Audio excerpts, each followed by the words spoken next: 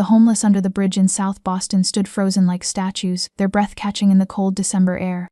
A convoy of 3 glossy black Maybach sedans had just screeched to a halt at the edge of the underpass, engines humming with a quiet menace that echoed off the concrete pillars. This was the underbelly of Boston, a place where luxury cars like these never appeared unless something terrible was about to happen. The doors of the middle car opened and a man stepped out. He was tall, devastatingly handsome, his features carved like they had been chiseled from marble by an artist who understood both beauty and danger. He wore a 3-piece charcoal suit that cost more than most people earned in a year, a black cashmere coat draped over his shoulders, and Italian leather shoes that gleamed despite the grimy pavement. His dark hair was swept back with precision, his jaw shadowed with a hint of stubble, and his eyes, those storm-gray eyes, scanned the darkness beneath the bridge with the cold calculation of a predator surveying his domain. This was Donald. In Boston, everyone knew his name. In fact, the entire East Coast knew it. The boss of the Vale family, ruler of an underground empire that stretched from Massachusetts to New York. The man whose whispered name made seasoned criminals tremble. The man whose enemies disappeared without a trace. The man who could buy politicians, judges, and entire city blocks without blinking. But today Dominic was not here for business. Not here to collect debts. Not here to eliminate a rival. He was walking straight toward a woman. She sat slumped against a concrete pillar, wrapped in a torn blanket that had long lost its color. Her clothes were rags layered and filthy, salvaged from dumpsters and donation bins. Her hair, which might once have been a rich chestnut brown, hung in matted tangles around a face that was gaunt and hollow. Her cheekbones jutted out sharply beneath skin that was pale and papery, marked with bruises both old and new. Her hands, thin and trembling, clutched the blanket around her shoulders. But it was her eyes that made Dominic stop in his tracks. Even sunken into dark hollows, even glazed with exhaustion and despair, those eyes held something. A flicker of intelligence. A ghost of the person she used to be. She did not run when she saw him approaching. Everyone else had scrambled away the moment the Maybachs appeared, scattering into the shadows like rats fleeing a flood. But she remained perfectly still, staring at him with an emptiness that suggested she had long stopped caring whether she lived or died. Dominic stopped in front of her, less than a meter away. His bodyguards hung back, hands hovering near their concealed weapons, exchanging confused glances. Their boss, the most feared man in Boston, was standing in a puddle of filth, looking down at a homeless woman like she was the most important person in the world. "My name is Dominic," he said. His voice was low and smooth with an edge that could cut glass. The woman blinked slowly, as if processing his words required enormous effort. She replied. Her voice was hoarse, cracked from disuse and dehydration. Then, before anyone had time to breathe, he said something that made his own bodyguards question their hearing. "I have been watching you," Dominic said, his voice soft but unwavering. "For the past 3 weeks I have had people observing this place. I saw how you saved that child last week, the one with the fever. You had nothing but dirty water and torn rags, yet you brought his temperature down with a precision that would impress any physician. I watched you give your food to the weaker ones, even when you were starving yourself. I know who you are. I know you were once Alina Cross, the youngest neurosurgeon ever appointed at Massachusetts General Hospital. I know about Harvard. I know about the lives you saved. And I know about everything they took from you." His heart was pounding, though his face remained impassive. "I do not know exactly what broke you. I do not know if you can ever be fixed. But I believe, truly believe, that you do not belong in this place. You just need a second chance." Alina stared at him without expression. No one had ever spoken to her like this. No one had seen anything in her except a broken shell, a ghost of a woman who had lost everything and everyone. So Dominic drew a breath. "I have a son who is broken just like you. I need someone to fix him, and I can give you a reason to live." He looked straight into her hollow eyes. "I am offering you a deal, Alina. Will you marry me?" The underpass fell completely silent. A drunk man clutching a bottle froze mid-sip. 2 teenagers who had been watching from behind a pillar looked at each other in disbelief. One of Dominic's bodyguards actually took a step backward, certain he had misheard. Alina's cracked lips parted slightly. This had to be a hallucination. Perhaps she had finally lost her mind completely. There was no way a man like him, a man who could have anyone and anything, would propose to a destroyed creature like her. A bitter smile crossed her face, the first expression she had shown in what felt like years. "If you are really serious," she said, her voice barely above a whisper, "prove it. Show me you are not just pitying a stray dog." The bodyguards exchanged alarmed glances. Did this homeless woman just challenge their boss? Dominic Vale, who had killed men for lesser insults? But Dominic did not flinch. He did not look offended. He did knock away. Instead, he did something that would become legend in the Boston underworld. He shrugged off his cashmere coat worth $50,000 and draped it gently over Alina's frail shoulders. Then, in his perfectly tailored suit, Dominic Vale, the most feared Mafia boss on the East Coast, lowered himself onto one knee. The concrete was wet and filthy. The stench of urine and rot surrounded him. His $1,000 trousers pressed into the grime. He did not. From his inner pocket he produced a small velvet box. He opened it to reveal a ring that caught even the dim light under the bridge and transformed it into fire. A flawless diamond, at least 5 carats, set in platinum, surrounded by smaller stones that sparkled like captured stars. This ring was worth more than everything under this bridge combined. More than everything Alina had ever owned, even in her previous life. "I am Dominic Vale," he said, his storm gray eyes locked onto hers. "I have never knelt before anyone." "No. But I am kneeling before you, Alina Cross. Will you be my wife?" The homeless who had been watching from the shadows crept closer, unable to believe what they were seeing. Phones appeared from nowhere, filming the impossible scene. Alina looked down at the man kneeling before her. The man who had everything. The man who ruled an empire of darkness. The man who was now offering her something she had lost so long ago she had forgotten what it felt like. Hope. Her eyes burned with tears she thought had dried up years ago. She nodded, almost imperceptibly at first, then more firmly. "Yes," she whispered, her voice breaking. "I will." The underpass erupted with gasps and murmurs. Dominic slid the ring onto her finger, her hand so thin and frail that the ring nearly slipped off. He stood and helped her to her feet, steadying her when she swayed. "Now get in the car," he said gently. She hesitated, looking down at her filthy rags, her cracked skin, the dirt embedded under her nails. "I will ruin your seats," she said quietly. "That car probably costs more than everything I have ever owned in my entire life combined." "I do not care, Dominic. Leather can be cleaned. This moment." Alina let him guide her toward the Maybach. She had no idea that her story was only just beginning. "If you have watched this far, what do you think about this moment? Where in the world are you watching from? I truly want to know how far this story will travel. What do you think will happen when Alina steps into Dominic's world?" Subscribe to the channel to follow the next part of this incredible journey. The Maybach glided through the streets of Boston as smoothly as a dream, streetlights flickering past the windows like falling stars drifting down to earth. Alina sat silently in the back seat, her body sinking into soft leather she had not touched in many years.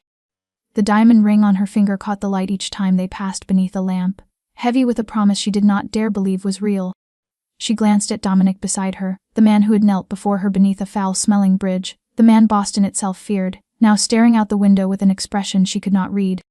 She wanted to ask why, wanted to ask what he truly wanted from someone as broken as she was.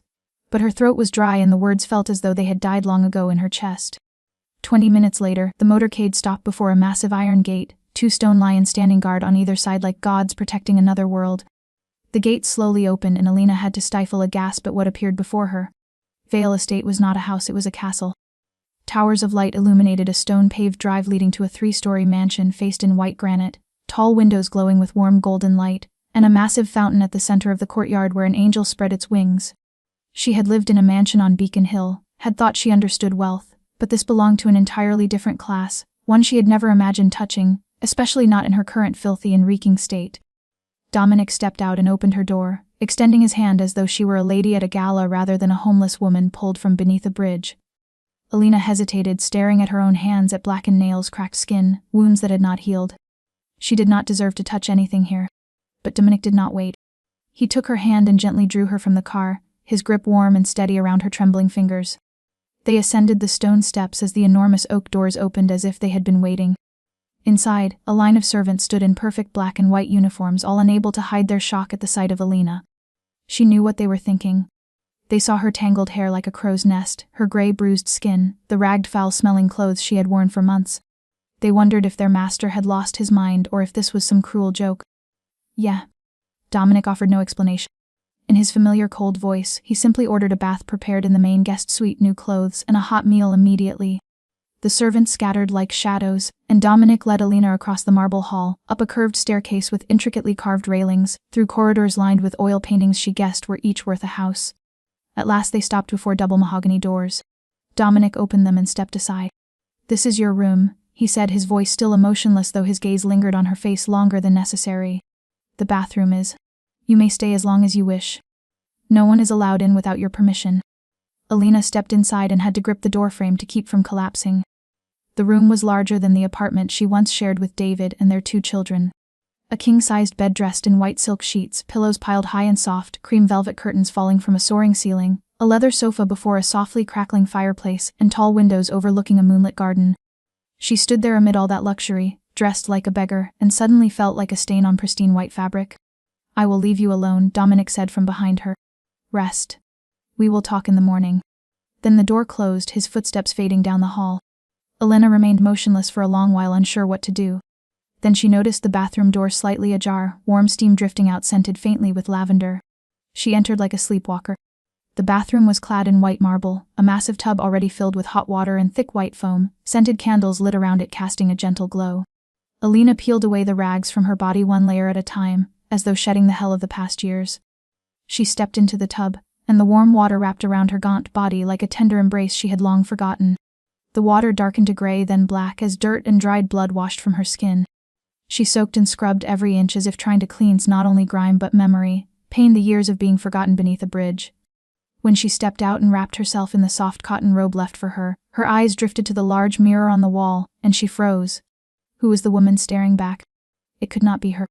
Hollow cheeks with bones jutting beneath ashen skin, eyes sunken like dark pits, heavy shadows beneath them, lips cracked and scarred by the mark that ran from mouth to cheek, the scar she earned in prison when she fought back. Her neck was mottled with bruises fading to yellow, her collarbones sharp beneath fragile skin. Was this her? Was this Dr. Elena Cross, once admired at Harvard, who had saved hundreds of patients, who once had a loving husband and 2 angelic children? She no longer recognized herself. What had she become? Tears spilled over. For the first time in many years she could still cry. She thought the tears had dried up long ago, her heart turned to stone, yet here in this lavish bathroom, facing the mirror's reflection of her ruin, she wept.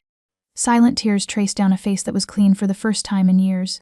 She dressed in the silk nightgown laid out on the bed, the cool fabric soft as clouds against her scarred body, then lay down, her back sinking into the mattress. She could not remember the last time she had slept in a bed. For 2 years she had slept on frozen concrete, on damp cardboard, curled in darkness beneath a bridge with rats scurrying nearby. Now she lay here, in the castle of Boston's most powerful Mafia boss, a diamond ring worth a fortune on her finger. Was this a dream or a new hell? She didn't know.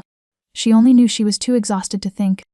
She closed her eyes, and for the first time after countless endless nights, she drifted into sleep without the roar of traffic, without biting cold, without the fear of being attacked in the dark. There was only silence, warmth, and a future she did not dare imagine. To understand why Dominic Vale, the most ruthless Mafia boss in the Northeast, knelt before a homeless woman beneath a bridge, we must turn the clock back 36 years, to the night when everything began. The Vale estate was as grand then as it is now, but the air inside was heavy, as if mourning hung in every room. In the delivery chamber, a woman lay dying on the bed, blood soaking the white sheets, while the thin cry of a newborn pierced the air.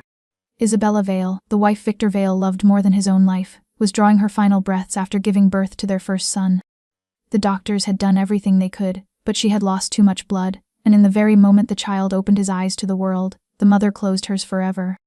Victor stood by his wife's bed, staring at her hand as it grew cold, then turned to the infant wailing in the nurse's arms, and in his eyes there was no love for the son who had just been born, only pure hatred.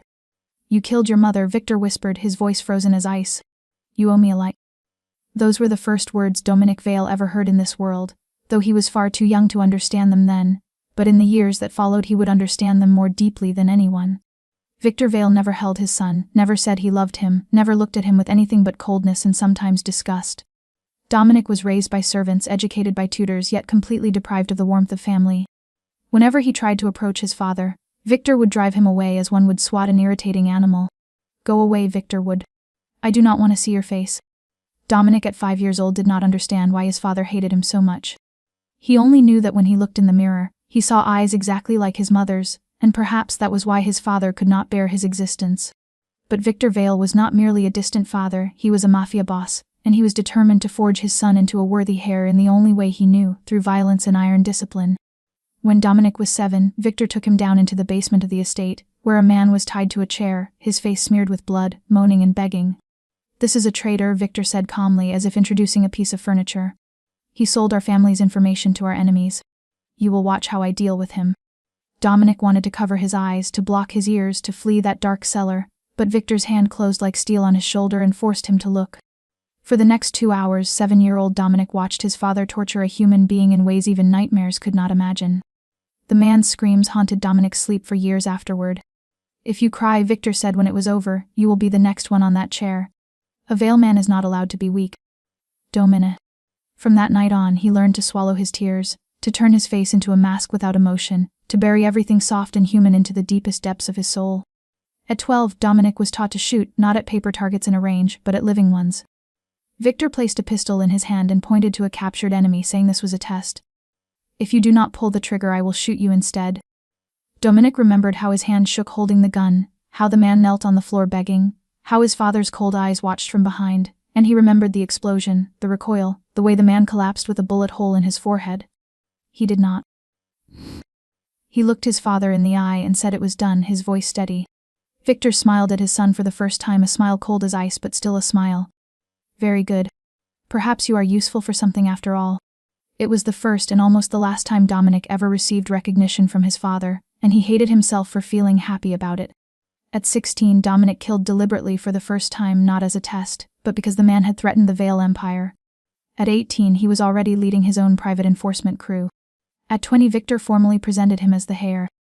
Dominic grew up believing that love was a fatal weakness, that family was merely a bond of blood ruled by obligation and power, that trusting someone meant handing them the knife to stab you in the back. He built walls around his heart, higher and thicker with each passing year, until no one could reach him anymore. Yet deep inside, in the darkest corner of his soul that he never dared to face, there lived a 7-year-old child still yearning to be held, to be loved, to be seen as a human being rather than a tool.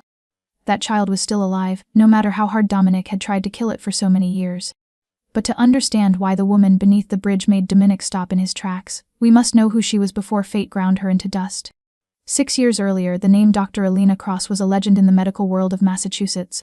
At the age of 30, she became the youngest neurosurgeon ever appointed at Massachusetts General Hospital, one of the most prestigious hospitals in the United States. Professors at Harvard Medical School still spoke of her as a once-in-a-century genius, the valedictorian who graduated with a flawless record no one in the school's history had ever surpassed. Alina possessed hands born to save lives, long agile fingers capable of performing the most complex brain surgeries with millimeter precision. She saved hundreds of patients other doctors had given up on, restored hope to families who believed they had already lost everything.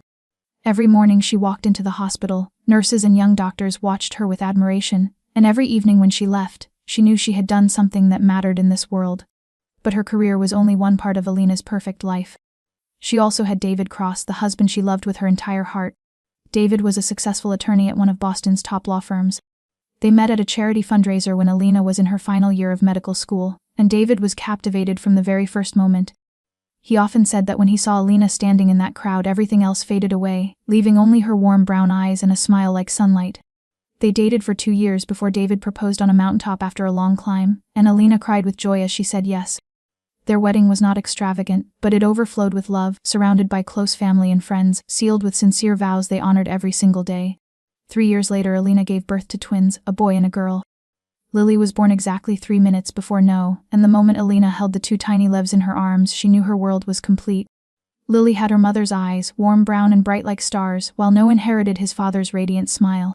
By the age of 4, Lily had already shown a strong and determined personality. She loved pink, adored dolls, and proudly declared she would become a doctor like her mother to save everyone. No was different, quieter, fascinated by books about dinosaurs, able to name every species with astonishing accuracy. He wanted to be a doctor too, but a doctor for dinosaurs, even though Alina had explained many times that dinosaurs had gone extinct long ago. Their family lived in a cozy mansion on Beacon Hill, not large but filled with laughter and love. Every morning, no matter how busy she was, Alina woke early to prepare breakfast, kissed her husband and children before leaving for work.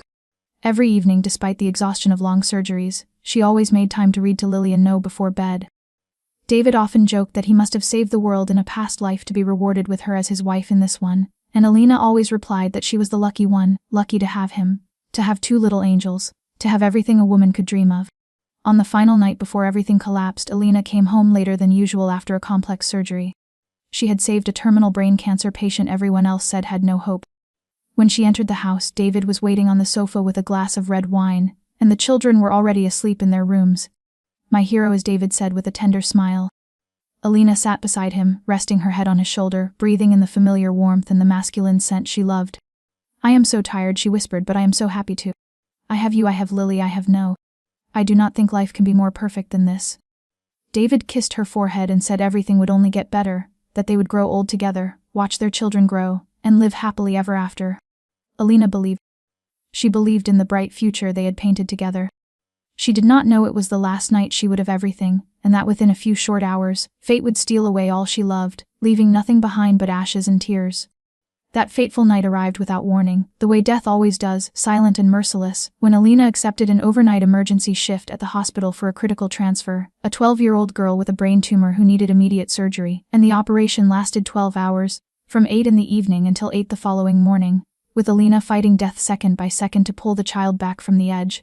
And when she placed the final stitch and saw the monitor settle into a steady heartbeat, she released a breath she did not realize she had been holding and offered a weary smile to the nurses. Another life saved. Then she removed her gloves, stepped out of the operating room, and reached for her phone in the locker, and at 3 in the morning she saw 23 missed calls from an unknown number, and 5 voicemail messages, her heart accelerating as she pressed play on the first message. "This is the Boston Fire Department," an urgent voice said. "We need to reach Alina Cross immediately. Your home in Beacon Hill is on fire. Please call back at once." And the world stopped. Alina stood frozen in the hospital corridor, the phone nearly slipping from her hand. No, it could not be true. She had spoken to David just hours earlier. He had wished her success and told her the children were sleeping peacefully. Everything was fine. Everything had to be fine. She ran to the parking lot, her hands shaking so badly she could barely unlock the car, and she drove through the empty Boston streets like a madwoman, running red lights, weaving through the few vehicles on the road, whispering prayers without stopping. "Please God, let them be safe. Please let David and the children be safe. I will do anything, please God." But when she turned onto her familiar street, her heart shattered into a million pieces. Her house, her home, the place that held all her love and hope, was now nothing more than a smoking ruin.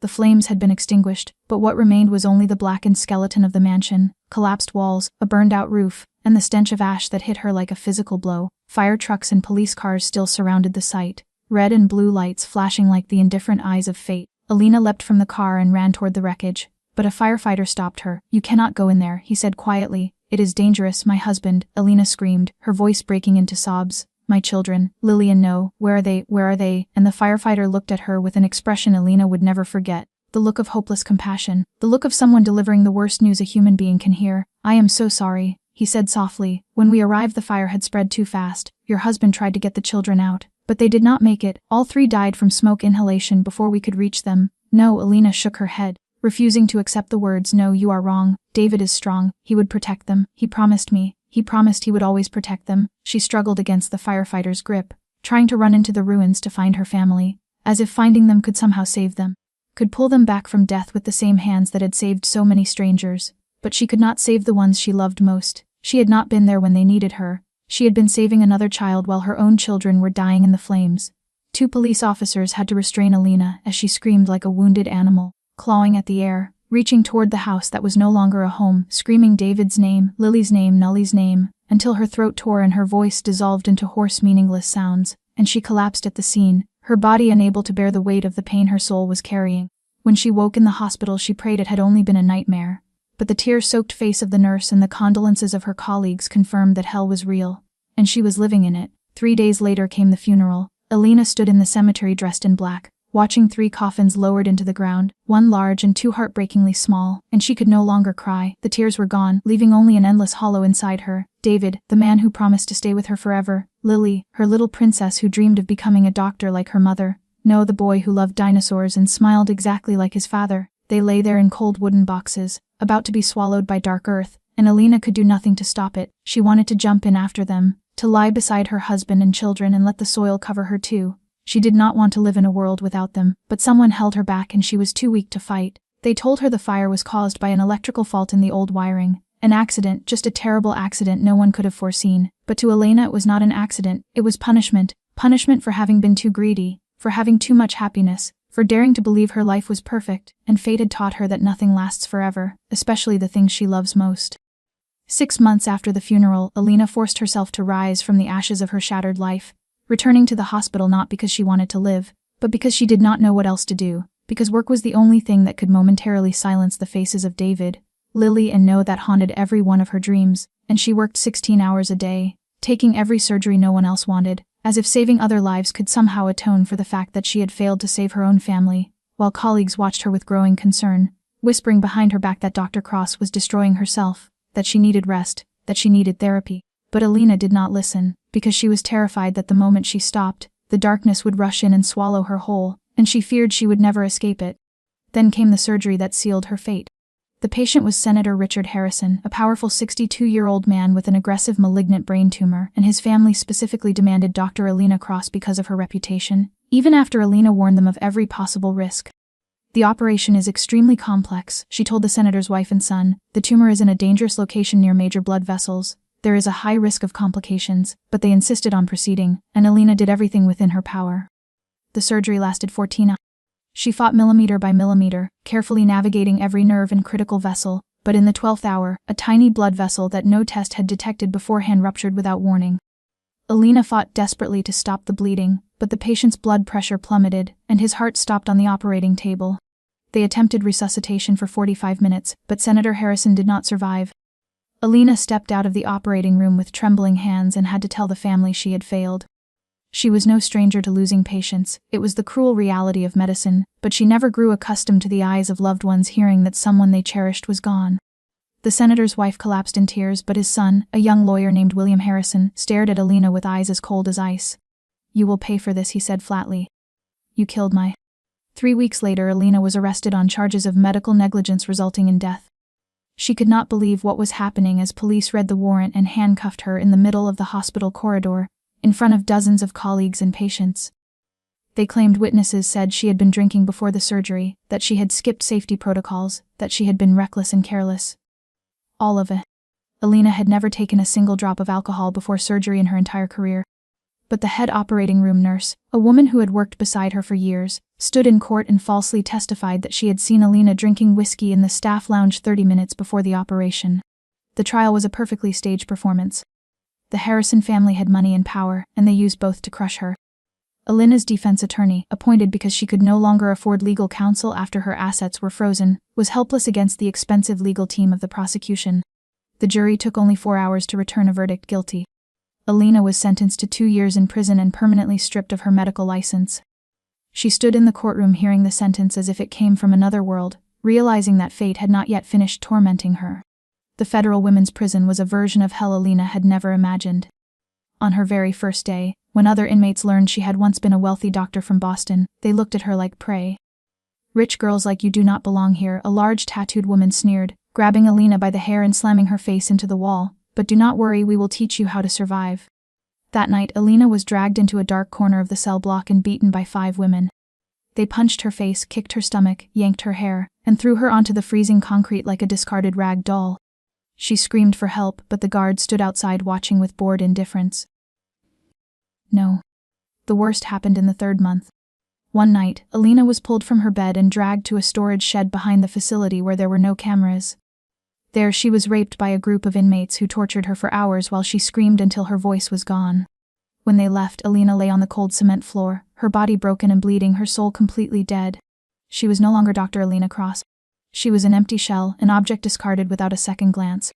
1 week later, Alina attempted suicide for the first time.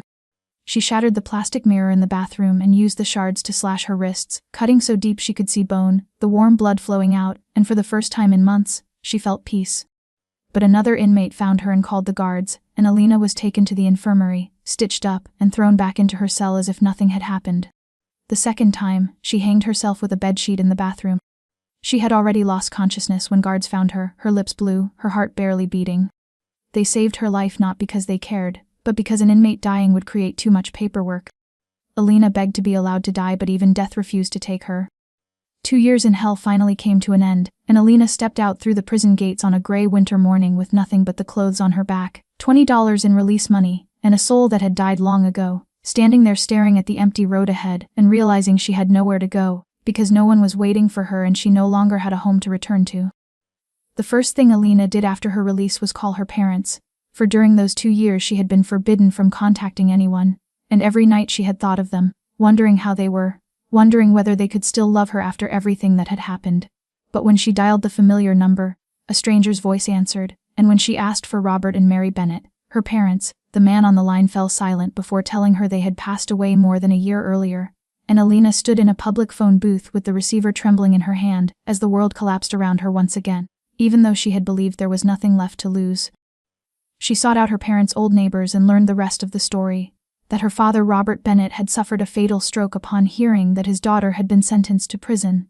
Unable to bear the shame and grief, and that her mother Mary Bennett had tried to go on after her husband's death but had slowly unraveled, refusing to eat or sleep, sitting by the window calling Alina's name every day until she died in her sleep 6 months later, and people said her heart had simply broken. Alina realized she had killed both her parents without ever lifting a hand, that her existence, her choices, her fate had taken the lives of the people who loved her most, and now she truly had no one left in this world.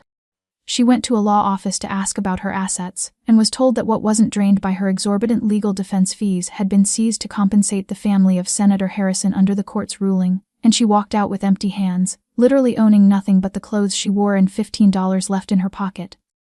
Alina tried to find work, but everywhere rejected her when they saw the criminal record, calling her a killer, a careless doctor who had killed a patient, and no one would hire her, not even for the simplest jobs like washing dishes or sweeping floors, because the name Alina Cross had become a stain no one wanted to touch. Day by day, the little money she had disappeared. She slept in cheap motels until she could no longer pay, then in homeless shelters until she was expelled for breaking the rules, and eventually she found herself beneath a bridge in South Boston among society's discarded souls, realizing this was where she belonged. She began to drink cheap bottles bought with spare change begged from passers-by, becoming her only companions, because alcohol helped her forget David's face, forget the laughter of Lily and No, forget the nights of abuse in prison, forget who she once was and everything she had lost, drinking until memory dissolved and the world became a painless blur. Many nights, Alina stood on the edge of the bridge staring down at the black water below, thinking about jumping, knowing that one step, one moment of courage, would end everything, that she would see David, Lily, and No again, that she could apologize to her parents, that she would no longer have to endure anything. Yet every time she stood there she could not move forward, not because she wanted to live, but because she feared that even death would reject her again, just as it had twice before in prison.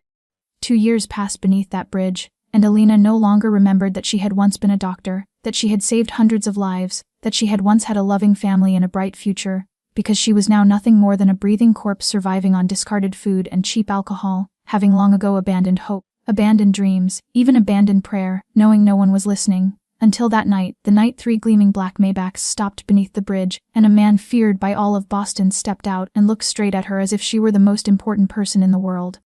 Now we understand why Alina did not run when Dominic Vale approached her, because she had nothing left to lose, not even her life, and perhaps, deep within the darkest corner of her dead heart, she was still waiting for a miracle she no longer believed could be real.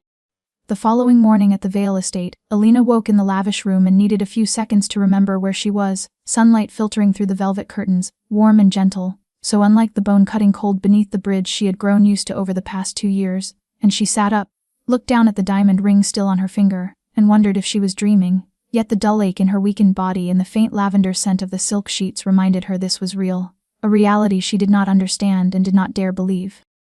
Alina did not want to remain in the room like a prisoner, even a prisoner in a gilded cage, so she dressed in the simple clothes prepared in the wardrobe, a cream-colored cashmere sweater and soft trousers, and quietly stepped into the corridor. The mansion was eerily silent, her footsteps echoing against the marble floor as she walked along the endless hall, taking in the oil paintings on the walls and the fresh flower arrangements placed with meticulous care, as if an invisible army maintained the perfection of the place. She did not know where she was going, letting her feet guide her, until she stopped before a partially open wooden door from which soft light and the scent of old paper drifted out. It was a library, a room lined with shelves stretching from floor to ceiling, a sliding wooden ladder to reach the upper volumes, and leather armchairs set beside a fireplace. But what stopped Alina was not the books or the luxury, it was the boy sitting alone at a wooden table near the window. Marcus, 8 years old, with black hair and gray eyes identical to his father's, was bent over a sheet of paper, a pencil moving slowly and precisely in his hand. He did not look up when Alina entered, did not react to her presence at all, as if she were an invisible ghost. Alina stood at the doorway for a moment, watching him, and something about Marcus made her heart ache with a familiar pain. He sat there alone and silent, the same way she had sat alone and silent beneath the bridge for 2 years. She recognized in him a reflection of herself, a wounded soul hiding from the world. Alina approached softly, not wanting to startle him, and sat in a chair a few steps away, close enough to see what he was drawing, far enough not to invade his space, and when she saw the image forming beneath his hand, her breath caught in her throat. He was drawing a human heart, not the symbolic shape children usually draw, but an anatomical heart with 4 chambers, valves, the aorta, the pulmonary veins, all rendered with astonishing accuracy. Tiny vessels branched from the myocardium like a spider's web, drawn with such care that Alina could clearly identify the left ventricle, the right atrium, the mitral valve. This 8-year-old child was creating a drawing many first-year medical students could not produce correctly. Alina said. She simply sat there, breathing evenly, understanding instinctively that Marcus did not need conversation, did not need questions or forced connection. He had encountered too many people like that already, therapists trying to make him speak, adults trying to fix him as if he were something broken. Alina did not try to fix anyone. She no longer had the strength to fix even herself. She simply remained there present, asking nothing. 10 minutes. 20 minutes. Alina gazed out the window at the perfectly manicured garden and let her mind empty, unaware that Marcus had glanced at her, a quick and subtle look, the first time in many years the boy had chosen to look at a stranger. He looked at her for a single second, then returned to his drawing, but something in the air had shifted. The invisible tension surrounding Marcus seemed to ease slightly, as if he sensed that this woman was not a threat, not another adult who would try to force him into something he did not want. Standing outside the library door, Dominic Vale watched everything in silence. He had been there since Alina entered, hidden in the shadows of the corridor, observing her every movement. He saw her sit beside Marcus, saw her say nothing, do nothing, simply exist, and he witnessed what dozens of the world's most expensive specialists had failed to achieve over 5 years. Marcus had looked at her. His son, the child who refused to look at anyone beyond familiar servants, had chosen to glance at a stranger.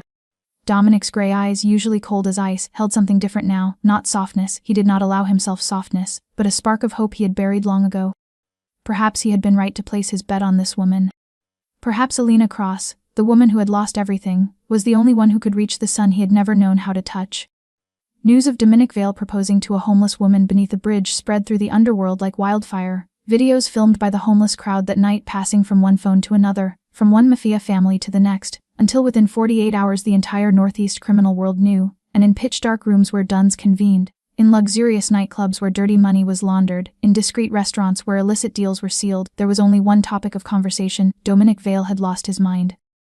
Don Salvatore of the Russo family in Providence laughed loudly as he watched the footage, saying the Vale boy had finally revealed his weakness, while the O'Brien family in South Boston, who had feared the Vale family for decades, whispered that perhaps it was time for the balance of power to shift, and even Vale's allies, families who had sworn loyalty and prospered under Dominic's protection, began exchanging uneasy glances, wondering whether they should continue betting on a man who appeared to have sacrificed reason for a beggar.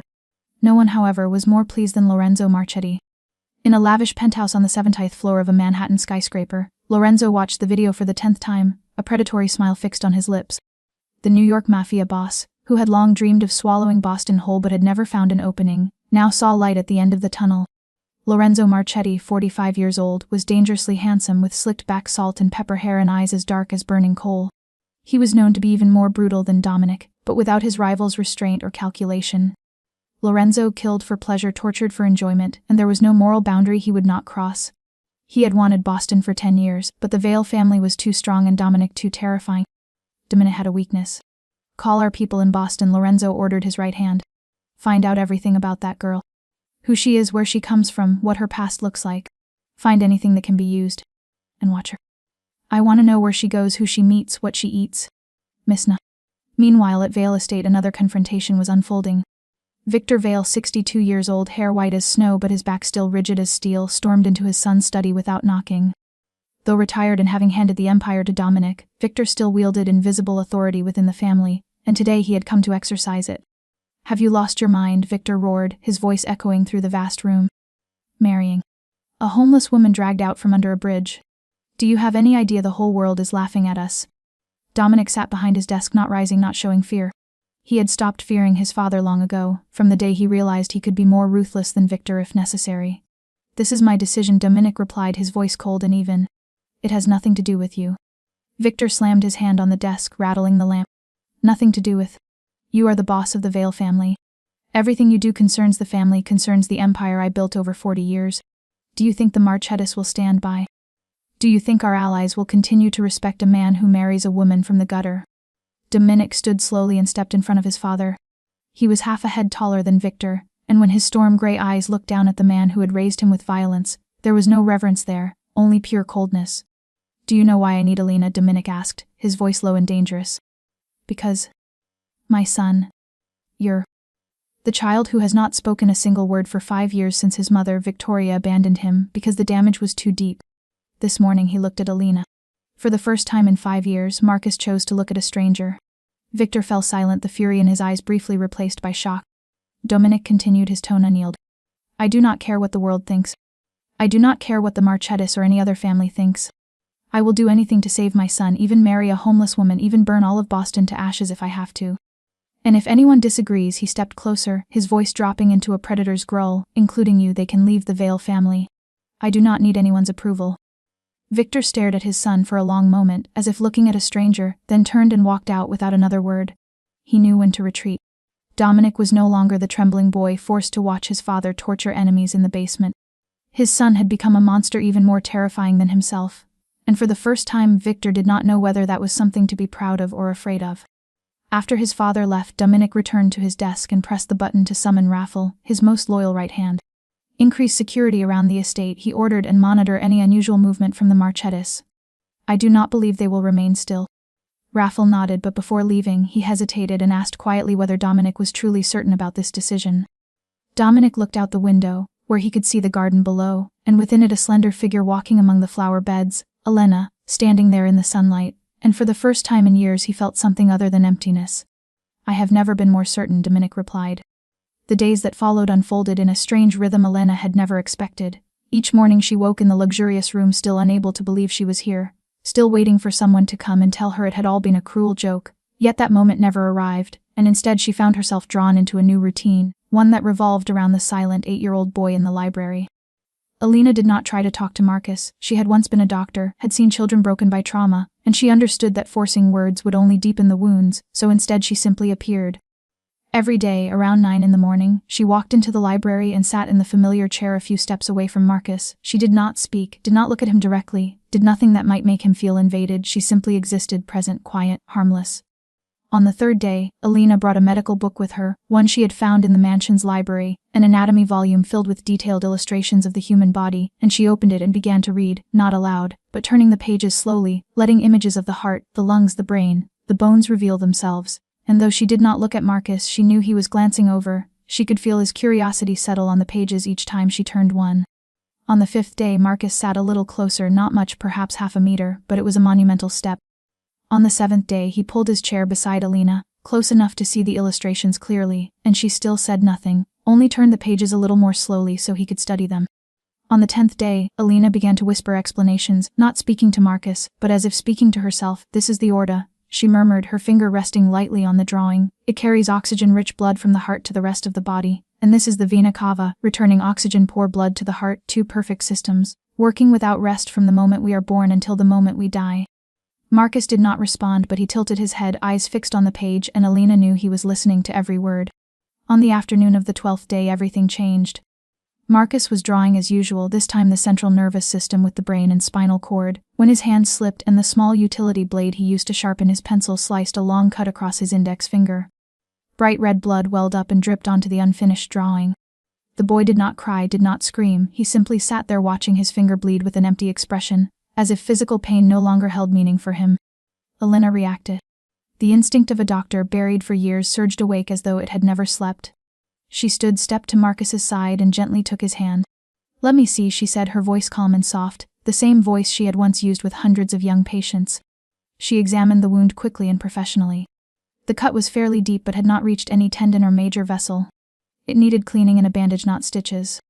Wait just a moment, Elena said, then glanced around the room and spotted a small first aid kit on a bookshelf, likely kept for emergencies. She retrieved it, returned to Marcus, and began to work. She had done this thousands of times before. Her hands moved naturally, wiping away blood with sterile gauze, applying antiseptic, wrapping the bandage snugly but gently around his finger. Throughout it all, she spoke softly, not expecting an answer, but letting him know she was there, that she would take care of him. It is just a small cut, she said. It will heal in a few days.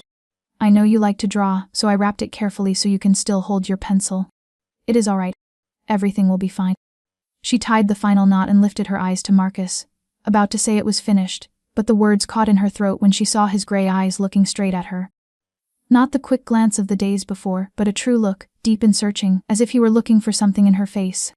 Then Marcus opened his mouth. It does not hurt. The words emerged rough and faint, barely more than a whisper, as if his voice had forgotten how to exist after 5 years of silence. Yet they were words, the first words Marcus had spoken to anyone since the desperate cries for his mother the night she left. Elena froze, afraid to breathe, afraid any movement might shatter the fragile moment. Her eyes burned, tears threatening to spill, but she held them back. She did not want to cry in front of him, did not want him to think she was sad or disappointed. It does not hurt. she repeated softly, her voice trembling. That is wonderful. You are very brave. Marcus did not say anything more, but he did not turn away either. He looked at Alina for a few seconds longer, then lowered his gaze to the bandaged finger, and something flickered in his gray eyes. Not a smile, he was not ready for that yet, but a softening, a fragile thread of trust, delicate as the first wing beat of a butterfly. Outside the library door, Dominic Vale leaned against the wall, his hand clenched into a fist, not from anger, but from the overwhelming surge of emotion in his chest. He had heard it. It does not hurt. His son. After 5 years of silence, after dozens of failed specialists, it had taken only one woman lifted from beneath a bridge, a doctor who had lost everything, who had sat quietly beside Marcus each day asking nothing, and the boy had opened his mouth. Dominic tilted his face toward the ceiling and closed his eyes, and for the first time in many years, he felt a tear slide down his cheek. He did not wipe it. No one saw, and even a monster is allowed to cry when his son begins to return to the world.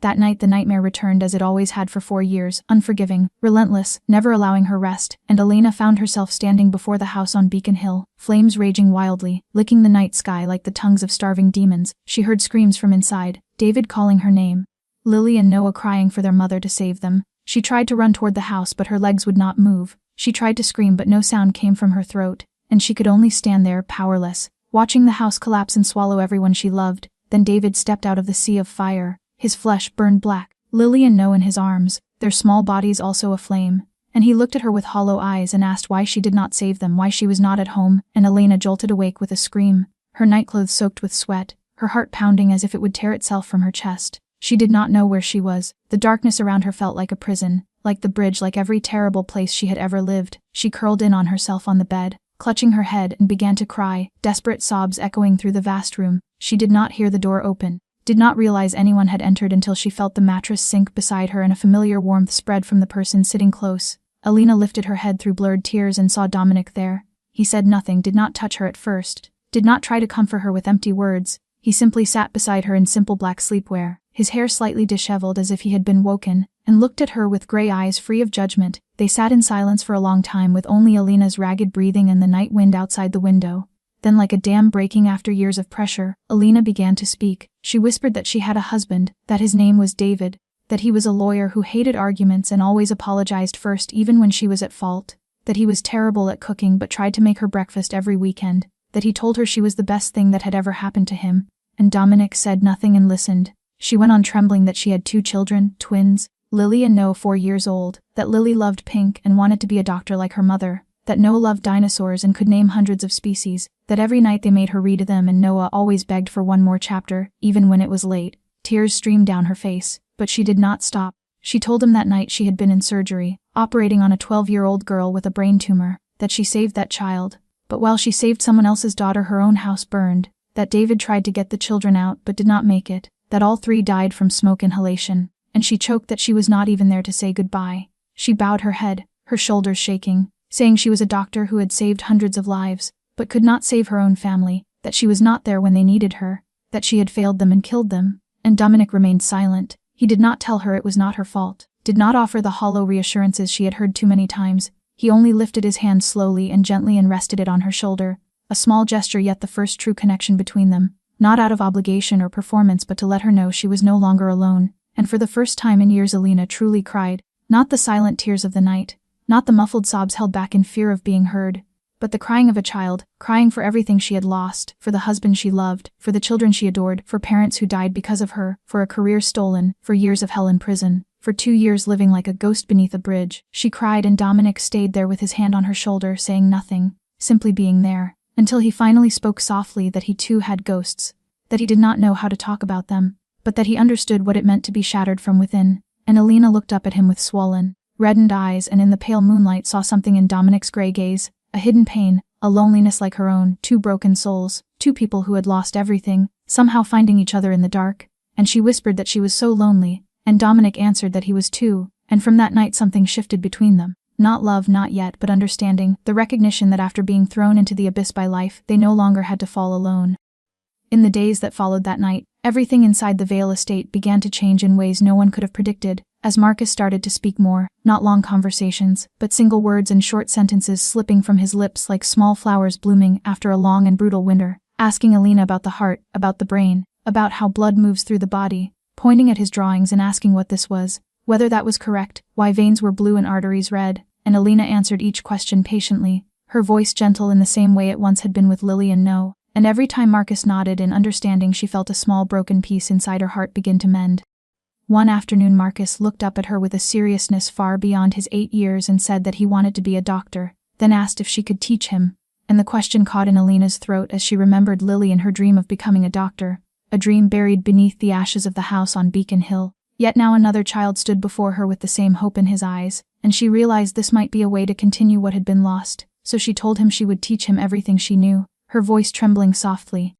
From then on they spent hours together each day, Alina bringing simpler medical books, drawing diagrams to explain how organs worked, telling stories of surgeries she once performed, while Marcus listened with rapt attention and sometimes redrew what she explained with astonishing precision, like a parched sponge absorbing every drop of knowledge, and Alina felt herself slowly come back to life through his curiosity.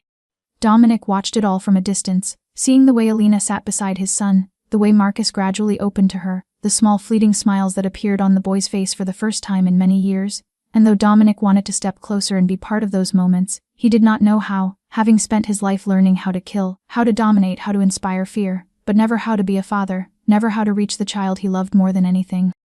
Until one evening, when Alina sat in the library reviewing a book on the nervous system in preparation for the next day's lesson, and felt a small tug at her sleeve, turning to see Marcus standing there with a strange determination in his gray eyes as he told her to come with him, then before she could ask where, he took her hand and pulled her from the chair, his small hand warm and tight in hers as if afraid she might disappear if he let go, leading her down the long corridors up the stairs, and to the door of Dominic's study, which Marcus pushed open as he pulled Alina inside. Dominic sat behind his desk reviewing papers and looked up in surprise at the sight of his son and Alina, and Marcus, his voice shaking slightly as if gathering all his courage, told his father that he wanted them to have dinner together, freezing Dominic in place as he stared at the child who had not spoken to him for 5 years. Now standing there holding Alina's hand and asking for a family dinner as if it were the most natural thing in the world. And when Marcus asked again, a little louder, Dominic swallowed hard and answered that he heard him and would come right away. That night they ate dinner in the large dining room, but not at the long table meant for lavish banquets. Instead, Dominic ordered a small table set by the window for just the 3 of them, and they sat there, Alina, Dominic, and Marcus, sharing a meal like an ordinary family, Marcus seated between them, glancing now at Alina and now at his father as if making sure both were still there, speaking little but finishing all the food on his plate, something the staff later told Dominic had not happened in a very long time. And at the end of the meal when dessert was served, Marcus did something that took both adults' breath away. He smiled, just a small fleeting smile, quick as lightning, but it was the first smile Marcus had given in 5 years, and Alina looked at Dominic and for the first time saw something in the storm-gray eyes of the feared Mafia boss other than coldness, as he gazed at his son with pure and overwhelming love. The love of a father who had waited through years of despair for this moment. This is family, Alina realized then, imperfect, stitched together from broken pieces, built on pain and loss, yet still family, and for the first time in 4 years she felt that she truly belonged somewhere. While a fragile happiness was beginning to take root inside the Vale estate, darkness was gathering on the other side, and in a Manhattan penthouse Lorenzo Marchetti sat back in an expensive leather chair, a glass of whiskey in his hand, his eyes fixed on a thick stack of files spread across the desk, because for 3 weeks his men had followed Alina step by step, collecting every piece of information they could about the mysterious woman Dominic Vale had taken from beneath a bridge, and what they uncovered surprised him.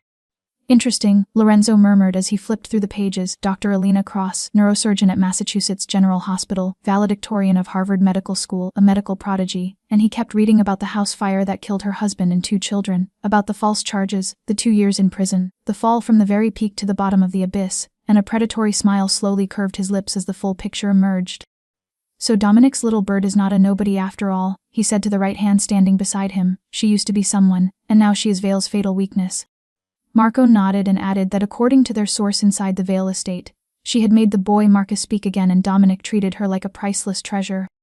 Lorenzo set his glass down, his dark eyes gleaming with ambition. Perfect.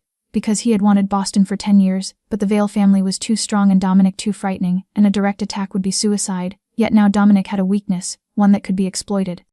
If we take her, Lorenzo calculated, Dominic will be forced to choose between her and his empire, and either way we win. If he gives up territory to save her, Boston is ours. If he refuses, we kill her and his spirit collapses, and in both cases Vale weakens, and we devour everything. When Marco asked for specifics, Lorenzo laid out every detail with the precision of an experienced predator, knowing the Vale estate could not be attacked directly, protected like a fortress with dozens of guards and advanced security, so he would wait for an opportunity when Alina left the estate, when she was less protected, and he needed an insider, something money could easily buy. Find someone inside the estate, Lorenzo ordered, a servant, a cook, a driver, anyone, pay whatever it takes, I need to know when she leaves and where she goes. 3 days later Marco returned with good news. They had found a middle-aged servant drowning in gambling debts. But money wasn't enough. Marco had shown the man photos of his daughter walking to school, making it clear that her life depended on his cooperation. Terrified and trapped, the servant agreed to act as an informant, reporting that Alina occasionally asked permission to go out to buy books for Marcus and that next time she did, he would alert them immediately. Lorenzo nodded in satisfaction, moved 20 of his most lethal gunmen from New York to Boston, hid them in an abandoned warehouse in Quincy on the outskirts of the city, and finalized every aspect of the plan, from neutralizing Alina's guards to escape routes, from the holding location to the negotiation scenario with Dominic, everything flawless. All that remained was to wait. Meanwhile, inside the Vale estate, Alina had no idea danger was closing in. She only knew that her life was slowly becoming bearable again, that Marcus needed her, that perhaps she had found a reason to continue existing, and one morning while teaching Marcus about the circulatory system, she realized she had run out of medical books suited to his level. She needed more, books with clearer illustrations, easier to understand, so the boy could keep learning. She went to Dominic's study and asked permission to go out, and Dominic hesitated, the instincts of a mafia boss warning him about the world beyond the estate's walls. But when Alina said she could not live forever in a gilded cage, that she needed air, needed the feeling of freedom even for a few hours, he could not bring himself to refuse.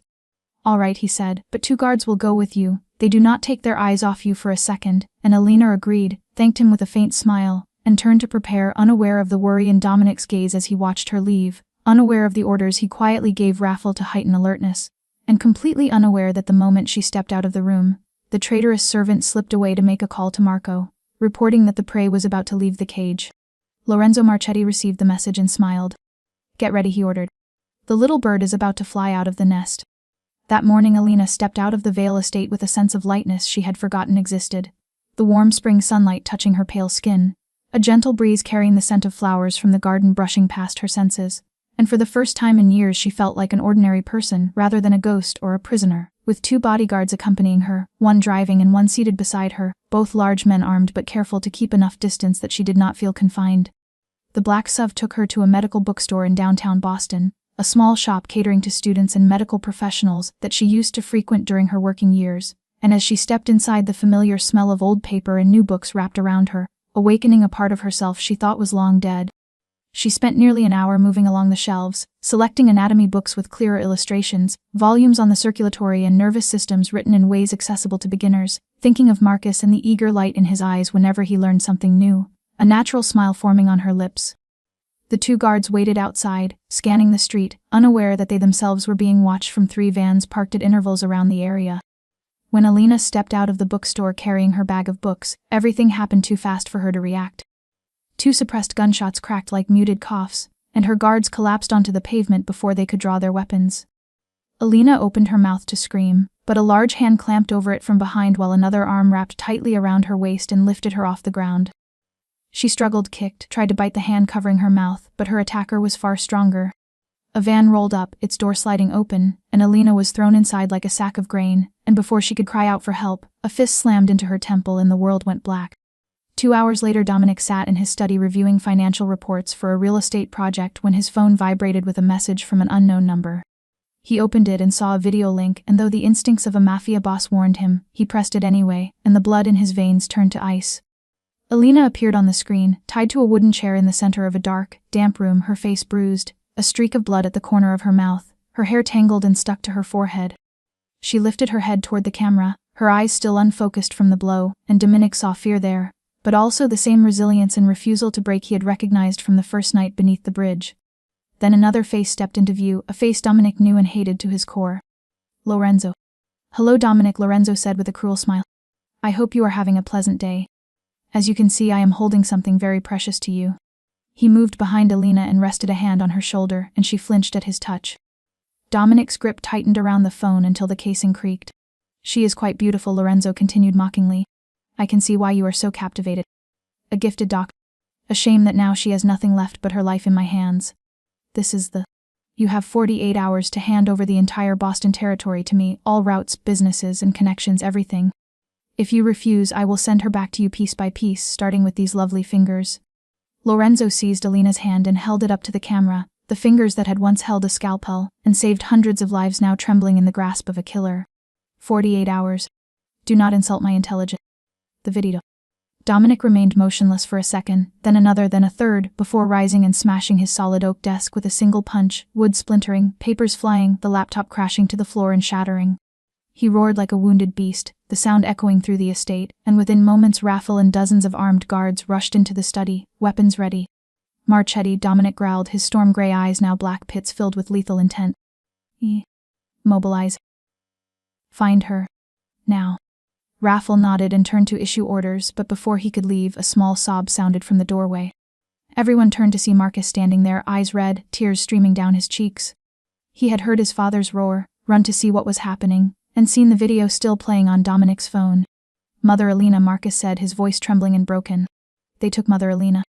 Dominic's heart, the heart he believed had hardened beyond repair, shattered at the sight of his son's tears. Marcus ran to him, clutching his jacket, and spoke the longest sentence he had said since his mother Victoria left. Daddy, please save Mother Elena. I do not want to lose another mother. Please. Save her. You need her to. Please. Dominic dropped to his knees and pulled his son into his arms, feeling Marcus's small body shaking with sobs, and he swore with everything he had. I will bring her back, Dominic said, his voice deep and unbreakable. I promise. Even if I have to burn the world, I will bring her back. He rose, placed Marcus in the care of a trusted servant, and turned to Raffle. Gather everyone, he ordered coldly. Find the traitor inside the estate. Interrogate him by any means necessary. I want to know where Elena is being held within 6 hours. And when I find him, he looked out the window, his gray eyes dark as a sky before a storm, Lorenzo Marchetti will beg to die. The traitorous servant lasted less than 2 hours under interrogation, and in the basement of the Vale estate, the same place where Dominic's father had once taught him his first lessons in violence, the man finally broke and confessed everything: the abandoned warehouse in Quincy, the 20 gunmen loyal to Lorenzo, the exact location where Elena was being held, and Dominic looked down at the man writhing on the floor, blood and tears streaking a face twisted by agony, feeling nothing but cold contempt as he ordered Raffle to finish it, and turned to climb the stairs where more than 100 Vale family soldiers were already waiting, armed to the teeth and ready for war. At midnight the Vale convoy left the estate like a black storm cloud rolling through the city, 20 black SUVs slicing through the quiet streets of Boston, headlights cutting the darkness as they headed toward Quincy, and in the lead vehicle Dominic checked his pistol with the practiced motions of a man who had done it thousands of times, Raffle beside him watching with concern and suggesting body armor, a warning Dominic ignored because his own safety meant nothing to him now. Nothing mattered except bringing Elena home, because Marcus needed her, because for the first time in years he had found something worth living for beyond power and money, and if he had to die tonight to save her he would. The warehouse in Quincy stood in an abandoned industrial zone surrounded by barbed wire and heavy darkness, Lorenzo's men having set up a perimeter they believed would hold, convinced they had 48 hours to negotiate, convinced Vale would hesitate, and they were catastrophically wrong.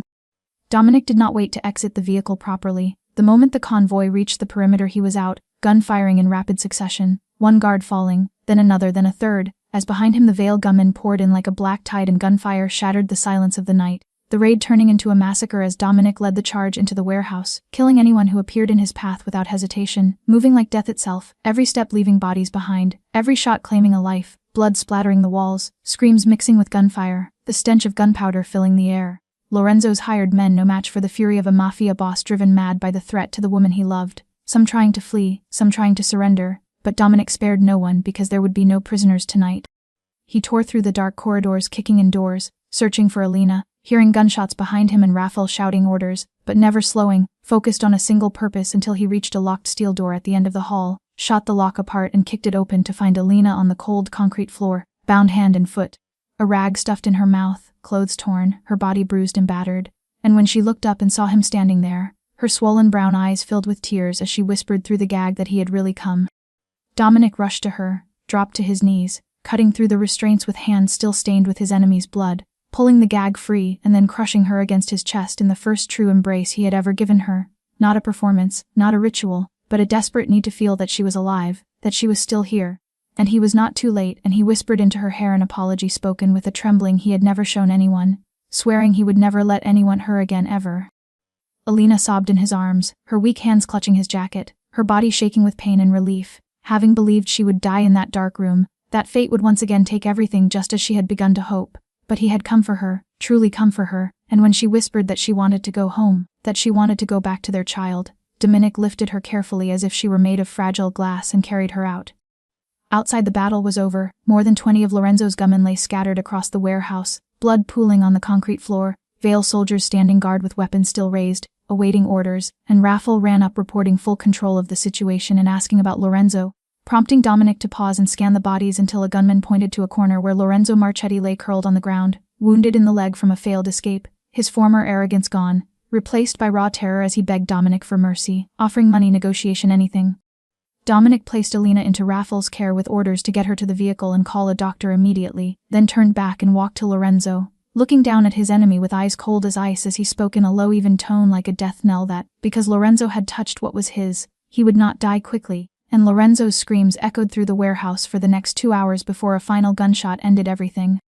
When Dominic stepped outside, dawn was breaking, the first light of sunrise painting the horizon pink, and as he looked toward the vehicle where Alina was being tended, he finally exhaled for the first time that night, because she was safe, and she was going home. Alina was brought back to the Vale estate just as dawn began to break, her body fragile and bruised yet still breathing, still alive, and Dominic carried her into the bedroom and laid her on the bed with the reverence one would give a priceless and delicate treasure, before immediately calling Dr. Harrison Webb, the Vale family's private physician for over 20 years, a man of 55 with silver hair and kind eyes who had seen countless wounds and deaths in the underworld, yet never lost the conscience of a true healer. And within 20 minutes Harrison arrived with his medical equipment and began examining Alina while Dominic stood by the bed without taking his eyes off her for even a second, watching as Harrison checked the bruises on her face and body, dressed the cut on her hand, and started intravenous fluids to restore hydration and electrolytes, finally telling Dominic that she had been beaten badly but had no serious internal injuries and with proper rest and care she would recover, then pausing as he studied Alina's still form as if something stirred in his memory, pulling out a small flashlight to check her pupils and watch their reaction to the light before suddenly freezing, whispering in shock that it could not be possible as he turned to Dominic with wide eyes and asked who she was and where he had found her,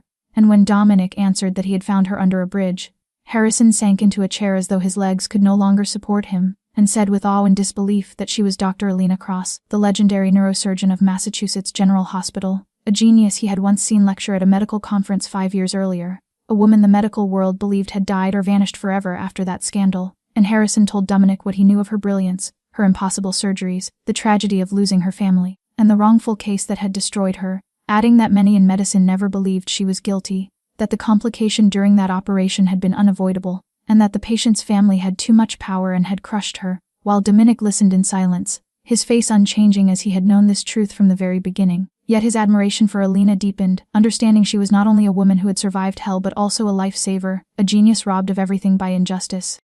3 days later Alina woke and opened her eyes to the familiar ceiling of her room in the Vale estate, the afternoon light filtering through the curtains, and Dominic sitting beside the bed with his head bowed and eyes closed as if he had been there for days. And when she softly called his name in her hoarse voice he jolted awake and his face lit up with relief, as he told her she had slept for 3 days and that he had thought, stopping himself before finishing the sentence though she understood, and before she could speak the door burst open and Marcus rushed in like a small storm, throwing his arms around her and sobbing into her shoulder as he said she was awake and begged her not to leave him, not to go away like Victoria, the mother who had abandoned him 5 years ago, saying he needed her, and Alina hugged him despite the pain coursing through her body, and whispered promises that she was not going anywhere, that she would stay with him forever, while Dominic watched his wife and son clinging to each other, and for the first time in his life made no effort to hide his emotions as tears streamed down the face of the man who had killed without blinking the night before, now crying at the sight of his family reunited. That night, after Marcus had fallen asleep and the estate lay silent, Dominic returned to Alina's room where she sat propped against the headboard gazing out the window at the moonlit garden, and he sat beside her and for a long while neither spoke, until he finally said in a low serious voice that he needed to tell her something. That when he first brought her there he had only thought of Marcus and needed someone who could help his son and had not thought of himself. Then turning to her with storm-gray eyes softened in a way she had never seen, telling her that now everything was different and that he no longer wanted her only to be Marcus's mother but truly his wife, not because of a contract, not because of his son, but because of him, because he loved her, and Alina looked at him with brown eyes shining in the moonlight, having believed her heart had died forever after losing David and her children, believing she could never love again. Yet now feeling something begin to beat inside her chest as she whispered through tears that she too had thought she was dead, but that he and Marcus had brought her back and that she loved him, and Dominic gently lifted his hand to her cheek, brushing away her tears before leaning down to kiss her for the first time, a soft trembling kiss not born of burning passion or blind desire but of love forged through suffering, of two shattered souls learning to heal each other, of hope rising quietly from the ashes of the past. After that night, Dominic made a decision he had never made for anyone outside his own blood. He would use all of his power and every resource at his disposal to clear Alina's name, because while he could not change the past, could not bring David and the two children back, could not erase the years of hell she had endured, he could restore the honor that had been stolen from her so unjustly, and so he hired the sharpest private investigators, the most ruthless legal minds, and did not hesitate to use the invisible networks of the underworld to dig for the truth. And within 2 weeks the full picture of Alina's wrongful conviction began to surface, revealing that the head nurse who had testified against her had received a large sum of money from Senator Harrison's family shortly after the trial, a new house in Florida and a bank account overflowing with cash, with Dominic's investigators uncovering wire transfer records, phone calls between the nurse and the Harrison family's lawyers before the trial, even an audio recording in which the nurse admitted to a relative that she had lied under oath. And Dominic did not stop there. He arranged a meeting with William Harrison, the senator's son who had sworn to make Alina pay, sitting across from him in a high-end Boston restaurant where Dominic needed no threats, only his cold storm gray stare and the quiet placement of evidence on the table, proof of bribed witnesses in a manipulated trial, offering two choices: voluntarily withdraw the charges and admit wrongdoing, or watch every major newspaper publish the truth along with other details the Harrison family would desperately want buried. And William Harrison chose the first option. 1 month later, Alina's case was reopened, and with new evidence of perjury and judicial corruption, the court overturned the conviction and declared her innocent, her medical license fully restored, the news spreading through the medical world like wildfire. Dr. Alina Cross was alive and vindicated, with Massachusetts General Hospital issuing an official apology and offering her a higher position and higher pay, followed by invitations from other prestigious hospitals competing for the legendary name, all of which Alina declined, choosing instead to sit with Dominic in the library where she and Marcus had spent countless hours and explain her decision, telling him she did not want to return to the old world of polished hospitals and wealthy patients, that she wanted to do something that truly mattered, her brown eyes lighting with a fire he had never seen before as she said she wanted to open a clinic for the homeless and the poor, because she had been one of them, because she knew what it felt like to be abandoned and forgotten and denied even the most basic medical care, and she wanted to help those who had no one. And Dominic smiled, a rare genuine smile, and told her he would build her a hospital, not a small clinic but a full hospital with the most advanced equipment and the best staff, free for anyone who needed it, bringing tears to Alina's eyes as she whispered that he had already given her too much, only for him to take her hand and tell her he did not do it because he had to but because he wanted to, because she deserved it, because the world needed someone like her, and because he loved her. 6 months later, Cross Vale Hospital opened its doors in South Boston, not far from the bridge where Dominic had first found Alina, a modern 5-story building with full departments from emergency to surgery, internal medicine to mental health, all free for the homeless and the poor. And as Alina stood at the entrance on opening day watching the line of people waiting for care, familiar faces from beneath bridges, from shelters, from forgotten streets, she knew she was no longer a victim. She had turned her suffering into strength, found a new purpose not in prestige or wealth, but in serving those who needed her most. 1 year after the night Dominic knelt beneath the bridge, they held their true wedding, not a proposal born of mud and darkness, not a ring slipped hurriedly onto the thin finger of a woman who was slowly dying, but a real ceremony, with fresh flowers, sacred hymns and vows spoken before God and the people they loved most. Choosing an old church in Cambridge, a grey stone building with stained glass windows that had stood for more than 2 centuries, bearing witness to countless marriages and promises. Alina did not want a lavish Mafia wedding filled with displays of power and thousands of guests. She wanted simplicity and sincerity, and Dominic agreed without hesitation, inviting only 80 people, those who truly mattered, the Vale family, Alina's closest colleagues from the new hospital, and a few friends they had gained along their long journey of healing. Victor Vale was there as well, seated in the front pew, his expression still rigid but no longer defiant, changed by seeing Marcus speak again, by watching his grandson smile and cling to Alina as if she were his own mother. And though he never said it aloud, he had accepted this daughter-in-law and even come to respect her for what she had done for the family. The ceremony began in the late afternoon as warm golden sunlight streamed through the stained glass, casting shimmering colors across the gray stone floor, and Dominic stood at the end of the aisle in a classic black suit, feeling a nervousness he had never known before, one unrelated to danger or violence, his heart racing, his hands faintly trembling, and when the church doors opened, he forgot how to breathe. Alina entered in a simple yet elegant white gown, not an extravagant dress but a refined design that embraced her now healthy body, her brown hair swept into an elegant updo with soft curls framing her face, and on her lips was a radiant smile he had never seen before, so beautiful that Dominic felt as though he were watching an angel step out of sunlight itself. Yet what made the moment perfect beyond anything else was Marcus, the 9-year-old boy walking beside her in a small suit that mirrored his father's, holding a red velvet pillow with the wedding rings, moving with pride and solemn determination as if carrying out the most important task of his life. And when he looked up at Alina and then at his father, the smile on his face brought tears to many eyes inside the church. They stood before the priest, hands entwined, and spoke their vows, Dominic first, his voice deep and steady yet carrying a tremor those who knew him had never heard, swearing to love her, protect her, stand by her in health and illness, in wealth and poverty, until death parted them, then adding with a breaking voice that he vowed to spend the rest of his life becoming a man worthy of the love she had given him.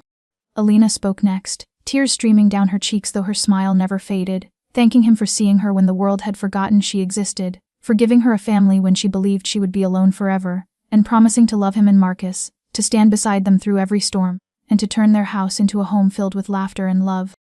When the priest declared them husband and wife and Dominic kissed Alina, Marcus jumped up and shouted with joy that his parents were really married now, and the church erupted in laughter through tears. That moment, bathed in golden light, filled with Marcus's laughter, and the kiss of two once shattered souls now healing together, becoming a picture no one present would ever forget. After the ceremony, before attending the small reception at the Vale estate, Alina asked Dominic to take her somewhere, and they drove to Mount Auburn Cemetery in Cambridge. Lily and Noah rested, Alina walking among the rows of graves beneath maple trees turning gold and red in the autumn light, holding 3 bouquets of white roses, while Dominic and Marcus followed at a respectful distance. She knelt before the 3 graves side by side, laid flowers on each, and spoke softly to those she loved most, apologizing to David for taking so long to visit, telling him she had walked through hell but survived and found a reason to keep living, then turning to the 2 smaller graves and telling Lily and Noah that she missed them every day, that they would always be her angels, but that now she had another angel to care for, a little boy who needed her as they once had, and she hoped they would be happy that she had found joy again, before standing, wiping her tears, and promising she would live fully, for herself and for them. Dominic stepped beside her and took her hand. Marcus ran forward and wrapped his arms around her waist, and the 3 of them stood there together, before the graves of the past as the autumn wind carried golden leaves through the air like a quiet blessing from those who were gone. 3 years have passed since the day Alina stepped into Dominic Vale's life beneath the dark bridge in South Boston, 3 years since the most reckless proposal this city had ever witnessed, 3 years of tears, of healing, of love, and of miracles. And now as she stands on the balcony of the Vale estate overlooking a garden flooded with the golden light of an autumn afternoon, Alina can hardly believe how far she has come, no longer the gaunt ghost curled beneath a bridge, no longer the hollow woman who had given up on living, but the director of Cross Vale Hospital, the largest nonprofit hospital in Boston dedicated to the homeless and the poor, a place that serves thousands of forgotten souls every year, people who were once just like her, where she has turned her pain into a calling and used the hands that once wanted to end her life to save hundreds of others. Marcus, now 11 years old, sits beneath the oak tree in the garden, absorbed in a thick medical textbook. The silent child he once was transformed into a confident, lively boy who speaks with ease, excels in school, and knows exactly who he wants to become, often telling everyone that he wants to be a doctor like Mom Elena because he wants to save lives, words that always force Elena to turn away and hide her tears of joy, because though she did not give birth to Marcus, he is her son in every way that truly matters, the child she stayed with through nightmares, taught about the human body and compassion, and watched grow from a broken boy into one filled with hope and love. Dominic has changed as well, still the head of the Vale family, still the man Boston fears, but one who has abandoned much of the illegal world, steering his empire toward legitimate paths like real estate, hotels and restaurants, businesses he can proudly show his son, doing it for Alina, for Marcus, for the family they built from the ashes of the past. Victor Vale, the father who once fiercely opposed this marriage, has become a loving grandfather, often visiting to listen to Marcus talk about school and his dream of becoming a doctor, warmth now glimmering in eyes that were once ice cold. And then there is Hope, a 2-year-old girl with her father's black hair and her mother's brown eyes, toddling across the lawn as Marcus runs after her protectively. Hope, the name Elena and Dominic chose because that is exactly what she represents: hope for the future, hope for love, hope that even from the darkest places light can still find its way through. And when Alina was pregnant with Hope, she cried through many nights, not from sorrow but because she never believed she would be a mother again after losing Lily and Noah, believing that part of her died with them in the fire. Yet hope arrived like a miracle, a reminder that life always finds a way forward and that love never truly ends, it only changes shape. That afternoon the family sits together on the grass behind the estate beneath golden leaves drifting like butterflies in the autumn wind, Marcus reading medical pages aloud to Hope, who understands nothing yet listens with wide eyes, Dominic holding Alina's hand, his fingers interlaced with hers, their wedding rings glinting in the fading sun, and Alina rests her head on his shoulder and whispers, "Thank you for saving me," only for Dominic to kiss her hair and answer softly that no, she is the one who saved him. They sit there, 4 people, A family pieced together from broken fragments, built on pain and loss, yet stronger than any born of silk and privilege. Proof that the past does not define the future, that even the deepest wounds can heal, and that sometimes miracles come from the most unexpected places. And beneath the glowing yellow leaves, with Marcus and Hope's laughter echoing through the air, Alina closes her eyes and smiles, remembering how she once wanted to die, how she once stood on a bridge begging for the end, and now knowing she was right not to jump, right to keep living even by a fragile breath, because had she given up she would never have met Dominic, never become Marcus's mother, never held Hope in her arms, life having taken everything from her only to give it all back in a way she could never have imagined. If you have listened to this story until now, perhaps your heart has walked alongside Alina and Dominic through every pain and every joy, because this is not just a love story but a story of human strength, of overcoming adversity, of how sometimes all we need is one person willing to believe in us when we have stopped believing in ourselves. And if this story touched you or reminded you of something in your own life, we invite you to share your feelings in the comments below, because we truly want to hear what lives in your heart. And if you found meaning here, please remember to like the video, share it with those you love, and subscribe to our channel so you do not miss more moving stories each day. Wishing all of you watching good health, a joyful life, and days filled with peace. And always remember that no matter how deeply life may push you down, there is always hope, always a chance to begin again, and always someone out there willing to see your worth. Thank you for listening, goodbye, and see you in the next video.